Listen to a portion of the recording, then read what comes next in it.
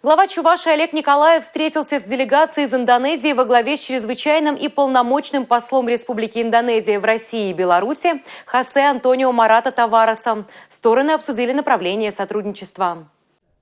Индонезия традиционно является одним из ведущих партнеров России в Азиатско-Тихоокеанском регионе. Наращивает сотрудничество с этим крупнейшим островным государством и Чувашия. Руководитель региона Олег Николаев отметил, нам есть что предложить. В республике работает ряд высокотехнологичных производств, чью продукцию знают в мире. Это прежде всего, конечно же, электротехническая продукция, которая на сегодняшний день обеспечивает надежное функционирование большого количества гидроэлектростанций, атомных электростанций, уверенное хождение по ледовым просторам атомных ледоколов и многих других объектов инфраструктуры. Конечно же, машиностроение, химия. Я думаю, что вот это основные направления, сильные направления Чувашской республики, которые могли бы быть интересны предприятиям Индонезии.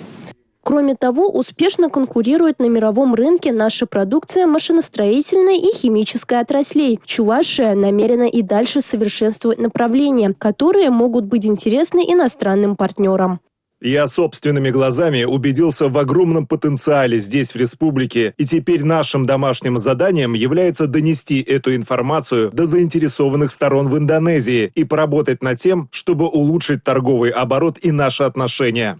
Так, осенью следующего года чувашскую технику представят на профильной выставке в Индонезии. Такое решение приняли во время визита делегации на тракторный завод, рассказал министр экономического развития республики Дмитрий Краснов. А в декабре 2024 года на площадке Министерства иностранных дел страны планируется презентация Чувашии для дружественных стран. Олег Николаев пригласил поучаствовать в ней и представителей Республики Индонезия. Милена Алексеева, Павел Редков, Национальное телевидение Чувашии.